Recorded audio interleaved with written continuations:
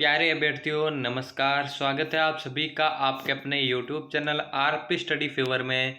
तो दोस्तों teaching aptitude यानी कि शिक्षण अभिरुचि से संबंधित एक और मॉडल पेपर एक और क्लास में आप सभी का स्वागत है। दोस्तों जितने भी मेरे भाई बहन BSTC 2022 की तैयारी कर रहे हैं तो दोस्तों उनके लिए ये वीडियो आज की क्लास होने वाली है महत्वपूर्ण, क्योंकि शिक्षण अभिरुचि से संबंधित ये होने वाला है दोस्तों तीसरा मॉडल पेपर। ठीक है ना, इससे पहले दो मॉडल पेपर हमने सॉल्व कर लिए थे। आज की क्लास होने वाली है महत्वपूर्ण, तो क्लास को एंड तक वॉच करना है। तो विदाउट वेस्टिंग टाइम आज की क्लास को शुरू करते हैं जल्दी से, ताकि पूरे प्रश्नों को जल्दी से सॉल्व कर सके। तो दोस्तों शिक्षण अभिरुचि से संबंधित महत्वपूर्ण प्रश्नों को लेकर आपके सामने हाजिर है। पहला प्रश्न आप देख सकते हैं, पहला प्रश्न आप देख सकते हैं दोस्तों, अपने छात्रों में तार्किक शक्तियों के विकास के लिए आप क्या कार्य करना पसंद करेंगे। ठीक है ना, सभी अभ्यर्थियों को ऑप्शनों को पढ़कर आंसर देना है। अपने छात्रों में तार्किक शक्तियों के विकास के लिए आप क्या कार्य करना पसंद करेंगे। चार ऑप्शनों को पढ़ते हैं। सभी छात्रों को किसी एक विषय पर विचार प्रस्तुत करने को कहेंगे, या फिर छात्रों की सामूहिक परिचर्चा का आयोजन करेंगे। तीसरा ऑप्शन है एक या दो छात्रों से रिपोर्ट तैयार कराएंगे, और चौथा ऑप्शन है छात्रों से ही परिचर्चा संबंधी निष्कर्ष लिखने को कहेंगे। जल्दी से आंसर बता दीजिए दोस्तों, क्या हो जाएगा इसका करेक्ट आंसर, जो आपको पूरे 3 नंबर दिलाएगा। शिक्षण अभिरुचि से संबंधित महत्वपूर्ण क्लास होने वाली है दोस्तों। तार्किक शक्तियों के विकास के लिए एक टीचर होने के नाते आप क्या कार्य करना पसंद करेंगे। सबसे बेहतरीन ऑप्शन को आपको सेलेक्ट करना है। जल्दी से आंसर बता दीजिए ताकि मैं इस प्रश्न का एनालिसिस कर सकूं दोस्तों। अब देखिए दोस्तों, तार्किक शक्तियों के विकास के लिए जो सबसे बढ़िया कार्य करेंगे दोस्तों, वो हो जाएगा छात्रों की सामूहिक परिचर्चा का आयोजन। क्यों? क्योंकि दोस्तों जब समूह में आप छात्रों को बैठाएंगे तभी उनमें जो है तार्किक शक्तियों का विकास होगा। जबकि पहला ऑप्शन कह रहा है सभी छात्रों को किसी एक विषय पर विचार प्रस्तुत करने को कहेंगे, ये गलत हो जाएगा। तीसरा कह रहा है एक या दो छात्रों से रिपोर्ट तैयार करेंगे। दोस्तों इससे तो एक दो छात्रों का ही जो है तार्किक शक्तियों का विकास होगा, सभी छात्रों का विकास नहीं होगा, तो ये तो गलत हो जाएगा। चौथा है छात्रों से ही परिचर्चा संबंधी निष्कर्ष लिखने को कहेंगे। दोस्तों आपको जो है छात्रों का सहयोग करना ही होगा, छात्रों को कहने से उनका जो है तार्किक शक्तियों का विकास नहीं होगा, इसलिए यह भी गलत हो जाएगा। जिन अभ्यर्थियों ने बी ऑप्शन को करेक्ट किया उन सभी का करेक्ट हो जाएगा। ठीक है ना, अब जल्दी से अगले प्रश्न की ओर बढ़ते हैं। अगला प्रश्न है दोस्तों, एक उत्तम शिक्षक की पहचान है। एक उत्तम शिक्षक की क्या पहचान है। चार ऑप्शनों को पढ़ते हैं। एक शिक्षक वो है जो छात्रों को क्या करता है, अभिप्रेरित करता है। दूसरा है शिक्षक जो छात्रों को आज्ञाकारी बनाए। तीसरा है शिक्षक जो छात्रों में अनुकरण प्रवृत्ति का विकास करे। चौथा है शिक्षक जो छात्रों में स्वतंत्र चिंतन पैदा करे। अब देखिए दोस्तों, चारों ऑप्शनों आपको बढ़िया लग रहे होंगे, लेकिन सबसे बेहतरीन ऑप्शन अलग हो जाएगा जो आपको चुनना है। जल्दी से इसका आंसर बता दीजिए, उत्तम शिक्षक की क्या पहचान होती है। उत्तम शिक्षक की क्या पहचान होती है, जल्दी से आंसर बताइए। अब देखिए दोस्तों, ऑप्शनों को पढ़ते हैं। शिक्षक जो छात्रों को अभिप्रेरित करता है, मोटिवेट करता है, ये बढ़िया ऑप्शन है, लेकिन दोस्तों आपको 3 नंबर ये नहीं दिलाएगा। मैंने पहले ही बोला था शिक्षण अभिरुचि में आपको सभी ऑप्शन सही लगेंगे, लेकिन सबसे बेहतरीन वाला सेलेक्ट करना है, ये नहीं होगा सही ऑप्शन। दूसरा है शिक्षक जो छात्रों को आज्ञाकारी बनाए, ये शिक्षक का मेन काम नहीं है। जो उत्तम शिक्षक की पहचान है वो ये नहीं होगी। ठीक है ना। तीसरा है शिक्षक जो छात्रों में अनुकरण प्रवृत्ति का विकास करे, ये भी सही नहीं होगा। जो आपको 3 नंबर दिलाएगा वो होगा दोस्तों चौथा ऑप्शन। शिक्षक, एक उत्तम शिक्षक वो होता है जो छात्रों में स्वतंत्र चिंतन पैदा करे। ठीक है ना, स्वतंत्र चिंतन पैदा करे। एक बच्चा जो है अपने मन से कितना सोच सकता है, समझ सकता है, उस प्रवृत्ति को जगाना ही शिक्षक का मेन कार्य होता है। यही एक उत्तम शिक्षक की पहचान होती है। तो दोस्तों चौथा ऑप्शन इसका बिल्कुल करेक्ट आंसर हो जाएगा। अगला प्रश्न देखें दोस्तों। अगला प्रश्न है आधुनिक सिनेमा छात्रों को प्रभावित करता है। जो आधुनिक सिनेमा है वो छात्रों को कैसे प्रभावित करता है। चार ऑप्शनों को पढ़ते हैं। घर से पलायन में, दिवा स्वप्नों में रत रहने में, तीसरा है रचनात्मक कार्यों को पूरा करने में, या फिर अभिनेताओं जैसा दिखने में। जो बच्चे दिन में या फिर कहीं भी आधुनिक सिनेमा देखते हैं, ठीक है ना, उनका जो है उन पर क्या प्रभाव पड़ता है, वही आपको बताना है। जल्दी से आंसर दीजिए। आप सभी को ऑप्शंस को पढ़कर आंसर देना है, उसके बाद मैं इस प्रश्न का एनालिसिस करूंगा। दोस्तों राजस्थान जीके की कंटिन्यू क्लासेज चल रही है, अभी तक आपने ज्वाइन नहीं किया तो ज्वाइन कर लेना। इस चैनल की प्लेलिस्ट पे सभी क्लासेज की वीडियो पड़ी है, जहां पे आप देखकर वॉच कर सकते हैं। आधुनिक सिनेमा की बात करें दोस्तों, इसका जो बढ़िया आंसर होगा चलिए देखते हैं। पहला ऑप्शन है घर से पलायन में, ठीक है ना, ये गलत आंसर हो जाएगा दोस्तों।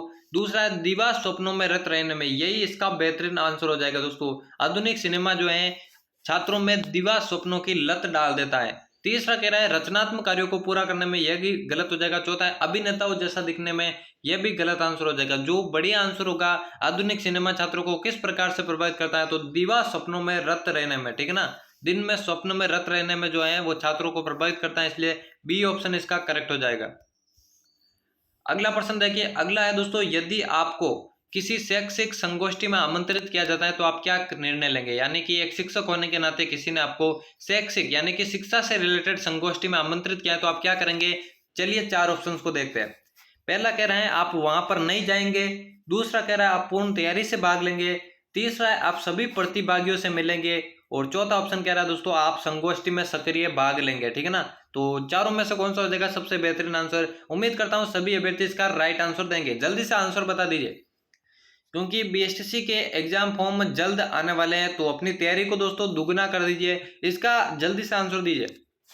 ऑप्शन को देखते हैं दोस्तों, आप वहां पर नहीं जाएंगे, ये तो सबसे गलत आंसर हो जाएगा दोस्तों। क्यों नहीं जाएंगे, किसी ने आपको आमंत्रित किया तो आप क्यों नहीं जाएंगे, ये तो गलत हो जाएगा। दूसरा आप पूर्ण तैयारी से भाग लेंगे, ये भी सही आंसर है, लेकिन तीसरा ये आपको सबसे बेहतरीन आंसर नहीं मिलेगा, ठीक है ना।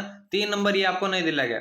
तीसरा आप सभी प्रतिभागियों से मिलेंगे, मिलना तो है ही है, ये भी बढ़िया आंसर है, लेकिन आपको 3 नंबर नहीं दिलाएगा। जो सबसे बेहतरीन आंसर होगा दोस्तों, आप संगोष्ठी में सक्रिय भाग लेंगे, ठीक है ना, बिल्कुल भाग लेंगे। किसी शैक्षिक संगोष्ठी में आपको अगर आमंत्रित किया जाता है आप सक्रिय रूप से अपनी भागीदारी वहां पर देंगे, तो यही इसका बेहतरीन आंसर हो जाएगा, जो पूरे 3 नंबर आपको दिलाएगा। अगला प्रश्न जल्दी से देखिए, माता पिता की उपेक्षा का बालक के मन पर गहरा प्रभाव पड़ता है, क्यों कि, ठीक है ना, माता पिता की उपेक्षा का बालक के मन पर गहरा प्रभाव पड़ता है, क्यों पड़ता है। पहला ऑप्शन है बालक का मन कोमल होता है, दूसरा बालक स्वभाव से भावुक होता है, तीसरा बालक में परिपक्वता का अभाव होता है, या फिर चौथा बालक माता पिता की उपेक्षा बर्दाश्त नहीं कर पाता। चारों ऑप्शन बढ़िया लग रहे हैं, जल्दी से आंसर चाटिए।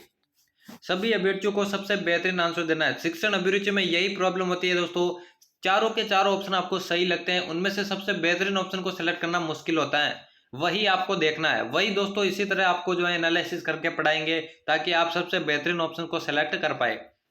माता पिता की उपेक्षा का बालक के मन पर गहरा प्रभाव पड़ता है, क्योंकि, जल्दी से आंसर दीजिए सभी अभ्यर्थी। अब ऑप्शंस को देखें दोस्तों, क्योंकि बालक का मन कोमल होता है, ये भी अच्छा आंसर है, लेकिन 3 नंबर ये नहीं दिलाएगा, ठीक है ना। फिर है बालक स्वभाव से भावुक होता है, ये तो बात सही है, बालक स्वभाव से भावुक होता है, लेकिन दोस्तों ये राइट ऑप्शन नहीं होगा। तीसरा बालक में परिपक्वता का अभाव होता है, ये भी सही है, लेकिन ये भी इसका राइट आंसर नहीं होगा, ठीक है ना। बालक के पर गहरा प्रभाव पड़ता है किसका, माता पिता की उपेक्षा का। इसका जो बढ़िया आंसर हो जाएगा वो हो जाएगा चौथा ऑप्शन। बालक जो है माता पिता की उपेक्षा बर्दाश्त नहीं कर पाता, चाहे उसे टीचर उपेक्षित कर दे या फिर बाल बच्चा कोई भी उपेक्षा कर दे उसकी, लेकिन माता पिता अगर उसकी उपेक्षा कर दे तो वो उससे बर्दाश्त नहीं कर पाता, जिससे उसके मन पर गहरा प्रभाव पड़ता है। तो यही इसका करेक्ट आंसर होगा, ठीक है ना। जिन अभ्यर्थियों ने चौथे ऑप्शन को करेक्ट किया उन सभी का करेक्ट हो जाएगा, पूरे 3 नंबर उनको मिलने वाले हैं। अगला प्रश्न कुछ इस प्रकार से है, शिक्षक छात्रों का उचित दिग्दर्शन करने वाला प्राणी माना जाता है, इसका कारण यह है, ठीक ना। शिक्षक छात्रों का उचित दिग्दर्शन करने वाला प्राणी माना जाता है, इसका कारण क्या है। छात्र स्वभाव से आज्ञाकारी होते हैं, छात्र के माता पिता दिग्भ्रमित होते हैं, छात्र के माता पिता शिक्षक में विश्वास व्यक्त करते हैं, या फिर चौथा शिक्षक सामाजिक आस्था का केंद्र बिंदु माना जाता है। क्या हो जाएगा इसका करेक्ट आंसर, क्या हो जाएगा इसका करेक्ट आंसर, जल्दी से बताइए। सभी अभ्यर्थियों को पहले प्रश्न को पढ़ना है, उसके बाद चारों ऑप्शंस को पढ़ना है, उसके बाद आंसर देना है, उसके बाद आंसर देना दोस्तों। अब देखिए, शिक्षक छात्रों का उचित दिग्दर्शन करने वाला प्राणी माना जाता है, इसका जो राइट आंसर हो जाएगा वो हो जाएगा दोस्तों चौथा ऑप्शन। क्यों, क्योंकि शिक्षक सामाजिक आस्था का केंद्र बिंदु माना जाता है, जो मेन पॉइंट है वही शिक्षक माना जाता है, इसलिए यही इसका करेक्ट आंसर हो जाएगा। जल्दी से अगले प्रश्न की ओर बढ़ते हैं। अगला प्रश्न है, भावी नागरिकों के निर्माण में शिक्षा का योगदान है, शिक्षा का कितना योगदान है वही आपको बताना है। भावी नागरिकों के निर्माण में महत्वपूर्ण, कम महत्वपूर्ण, अधिक महत्वपूर्ण, या फिर अज्ञात। इसका तो मुझे लगता है दोस्तों 100% सही जवाब देंगे सभी अभ्यर्थी, 100% सही जवाब देंगे सभी अभ्यर्थी, क्योंकि बहुत ही कॉमन प्रश्न है, सभी अभ्यर्थियों को सही आंसर देना है। इसका जो आंसर नहीं दे पाया मतलब वो कुछ नहीं कर पाएगा आगे। भावी नागरिकों के निर्माण में शिक्षा का कितना योगदान है, जिन अभ्यर्थियों ने तीसरे ऑप्शन को करेक्ट किया उनका करेक्ट हो जाएगा। शिक्षा का बहुत ज्यादा महत्वपूर्ण योगदान है भावी नागरिकों के निर्माण में, इसलिए तीसरा ऑप्शन इसका करेक्ट आंसर हो जाएगा, जो आपको कितने 3 नंबर दिलाने वाला है। जल्दी से अगले प्रश्न की ओर बढ़ते हैं। अगला है दोस्तों, आप अपने विद्यालय की क्रिकेट टीम में किस प्रकार के विद्यार्थियों को सम्मिलित करेंगे। आपके विद्यालय की क्रिकेट टीम में किस प्रकार के विद्यार्थियों को सम्मिलित करेंगे। पहला ऑप्शन है ऑलराउंडर को, दूसरा है लोकप्रिय खिलाड़ी को, तीसरा है सबसे बड़ी आयु वाले खिलाड़ी को, चौथा है सुदर्शन व्यक्तित्व वाले खिलाड़ी को। जल्दी से आंसर दीजिए। आपके विद्यालय में भी दोस्तों या फिर जहाँ कहीं भी आप पढ़ते हैं वो क्रिकेट प्रतियोगिता होती होगी या फिर क्रिकेट टीमों का आयोजन होता होगा, तो कैसे खिलाड़ियों को आप अपनी टीम में सेलेक्ट करना चाहेंगे? अब देखिए दोस्तों, आप उन्हीं विद्यार्थियों को या उन्हीं लड़कों को जो है अपनी टीम में शामिल करना चाहेंगे जो क्या कर सकते हैं, बैटिंग भी कर सकते हैं और बॉलिंग भी कर सकते हैं। एक प्रकार से जो ऑलराउंडर है उन्हीं को अपनी टीम में शामिल करेंगे। तो यही इसका करेक्ट आंसर हो जाएगा। बिल्कुल सामान्य प्रश्न था, 3 नंबर ये दिला देगा आपको अगर आपने पहले ऑप्शन को करेक्ट किया। अगला प्रश्न देखिए दोस्तों, जब कोई विद्यार्थी अप्रासंगिक प्रश्न पूछता है तो आप क्या करेंगे? यानी कि जो विषय कक्षा में चल रहा है उससे हटकर कोई प्रश्न पूछता है, ठीक है ना, जिसे अप्रासंगिक बोलता है, तो आप क्या करेंगे? ठीक है ना, पहला ऑप्शन है उसका उपहास करेंगे, दूसरा है उसको गलती का आभास कराएंगे, तीसरा उसकी अवहेलना करेंगे या फिर उसको अन्य अवसर नहीं देंगे। दोस्तों इसमें से 3 ऑप्शन आपको सीधे सीधे नेगेटिव मिल जाएंगे, ठीक है ना, सीधे सीधे 3 ऑप्शन आपको नेगेटिव मिल जाएंगे, जिसकी मदद से सबसे बेहतरीन ऑप्शन को आप आसानी से सेलेक्ट कर सकते हैं। तो एक शिक्षक होने के नाते अगर आपके विद्यालय में कोई विद्यार्थी अप्रासंगिक प्रश्न पूछ लेता है तो आप क्या करेंगे? पहला ऑप्शन कह रहा है उसका उपहास करेंगे, ये भी नेगेटिव है, दूसरा है उसको गलती का आभास कराएंगे, तीसरा कह रहा है उसकी अवहेलना करेंगे, ये भी नेगेटिव है, चौथा है उसको अन्य अवसर नहीं देंगे, ये तीनों नेगेटिव है, ठीक है ना। जो सबसे बेहतरीन आंसर हो जाएगा वो हो जाएगा दोस्तों नंबर 2 वाला ऑप्शन, उसको गलती का आभास करेंगे, ठीक है ना, यही इसका करेक्ट आंसर हो जाएगा। जल्दी से अगले प्रश्न की ओर बढ़ते हैं। अगला प्रश्न है, आपका पुत्र आपके ही विद्यालय का छात्र है, ठीक है ना, आपका एक पुत्र आपके ही विद्यालय का छात्र है, एक दूसरा शिक्षक, ठीक है ना, दूसरा शिक्षक उसे कक्षा में दंडित करता है, तो आप क्या करेंगे? ठीक है ना, मतलब आपका बच्चा जो है विद्यालय में पढ़ता है, जिस विद्यालय में आप कार्यरत हैं, माना कि किसी दूसरे शिक्षक ने उसे दंडित कर दिया, तो इस नाते आप क्या करेंगे?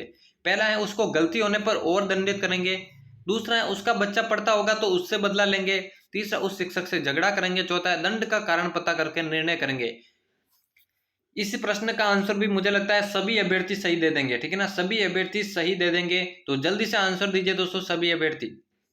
उसकी गलती होने पर और दंडित करेंगे, ये तो गलत हो जाएगा दोस्तों, पहले ही उसे उस शिक्षक ने डांट दिया तो उसे आप और क्यों डांटेंगे, ये तो नेगेटिव हो जाएगा, गलत हो जाएगा। दूसरा, उसका बच्चा पढ़ता होगा तो उससे बदला लेंगे, माना कि जिस शिक्षक ने आपके बच्चे को पीटा होगा, यदि उसका बच्चा भी आपके विद्यालय में पढ़ता होगा तो उससे पीट कर आप अपने बच्चे का क्या लेंगे? बदला लेंगे, ये गलत हो जाएगा, ऐसा नहीं करना चाहिए। तीसरा, उस शिक्षक से झगड़ा करेंगे, ये तो पूरे आपको 0 नंबर दिलाएगा, ठीक है ना। जो सबसे बेहतरीन आंसर हो जाएगा वो हो जाएगा नंबर 4 वाला, दंड का कारण पता करके निर्णय करेंगे, ठीक है ना। पहले दंड का कारण पता करेंगे, क्यों उस शिक्षक ने पीटा था, उसके बाद जो कुछ निर्णय होगा वो करेंगे। तो चौथा ऑप्शन जिन विद्यार्थियों ने करेक्ट किया उन सभी का बढ़िया हो जाएगा, करेक्ट हो जाएगा। अगला प्रश्न है दोस्तों, सह शिक्षा का प्रमुख लाभ क्या है? सह शिक्षा का प्रमुख लाभ क्या है? पहला ऑप्शन है बालिका विद्यालय खोलने की आवश्यकता नहीं लगती है, दूसरा शिक्षा पर व्यय कम होता है, तीसरा बालिकाओं की हीन भावनाओं पर अंकुश लग जाता है, या फिर चौथा एक दूसरे को समझने का अवसर मिलता है।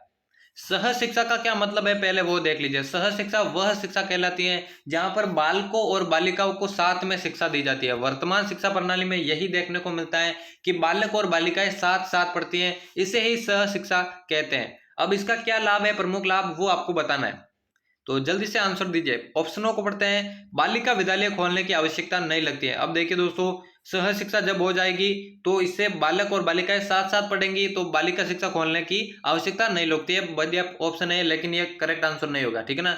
दूसरा, शिक्षा पर व्यय कम होता है, ये भी अच्छा है लेकिन गलत आंसर हो जाएगा ये भी।